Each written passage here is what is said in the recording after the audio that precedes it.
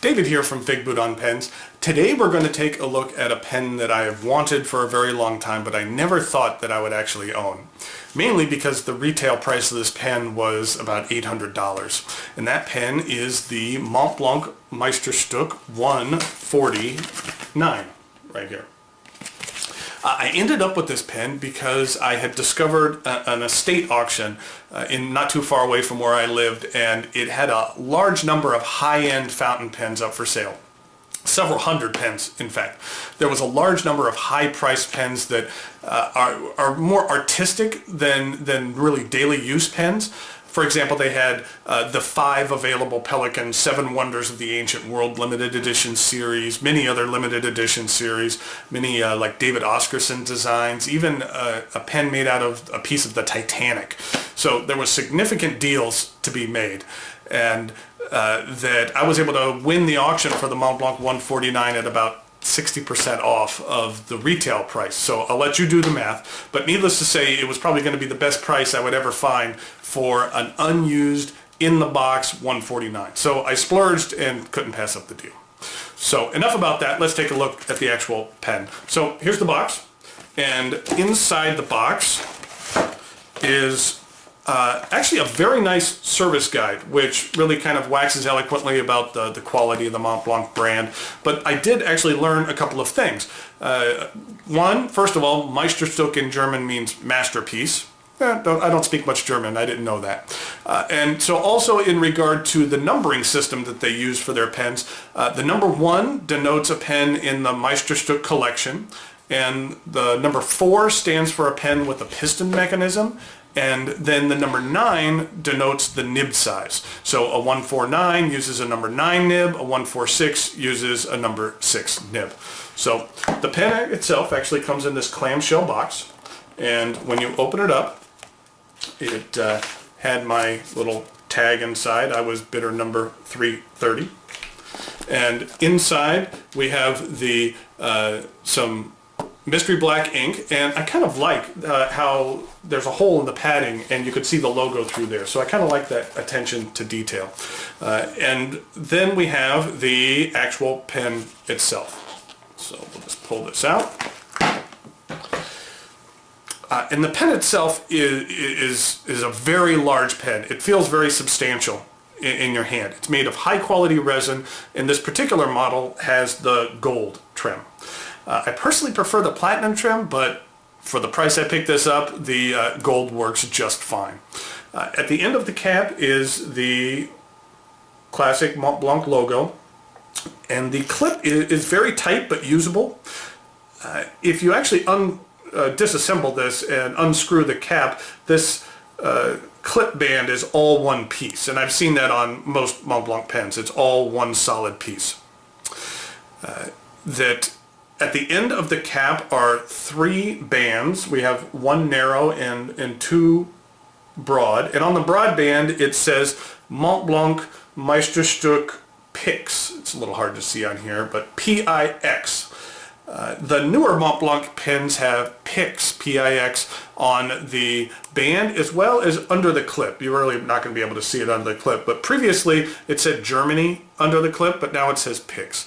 Now why it's on there is a bit of a mystery. Montblanc hasn't given a reason behind the Pix name being added.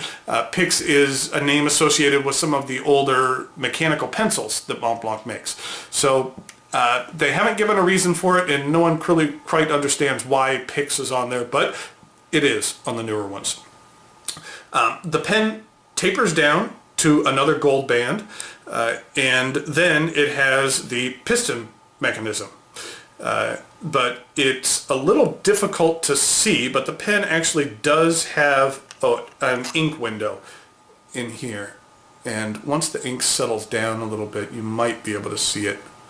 But yeah, there we can kind of see that. So there is an ink window in here. So the cap twists off to reveal this glorious nib. It's 18 karat gold with platinum inlay, and it's just stunning. It has very nice detail with the 4810 right there on the nib, which is the height in meters of Montblanc. So there's a nice good look at it. This nib is a fine. I personally prefer mediums, but as I'll show you in the writing sample, this fine is rather generous and really more like a Western medium, so I'm really glad that this is a fine.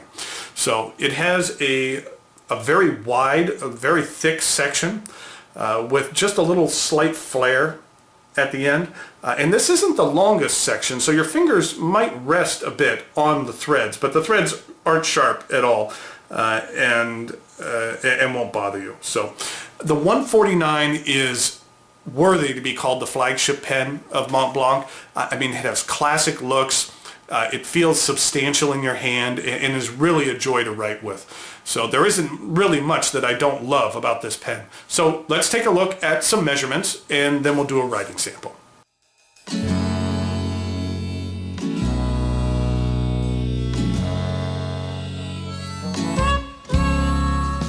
Here we go with the writing sample for the Montblanc 149. And just for some size comparisons, here is a Montblanc 146, and then here is a Pelikan M1000. So you can see that it's very comparable in size to the M1000 and just slightly larger, well, it's a little more than slightly larger than the 146. So here we have the Montblanc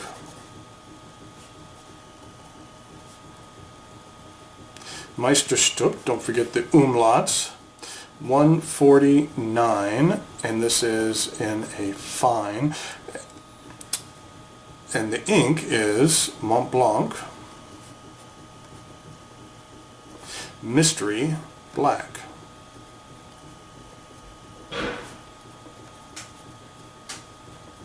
And here's the bottle. I kind of like cool ink bottles, and this is definitely one of them. I like that ink bottle a lot. And here we go with the writing sample.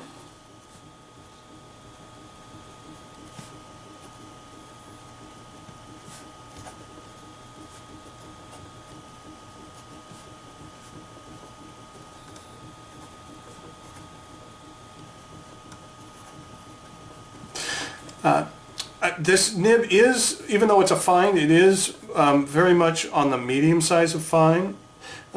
It has a bit of spring to it. I wouldn't say it is as springy as the Pelikan M1000. If you have one of those nibs, those are very springy, and this one isn't quite as springy as the M1000. But it does lay down a decent amount of ink, and you can get some decent width variance out of this. And we'll take a look at some fast writing.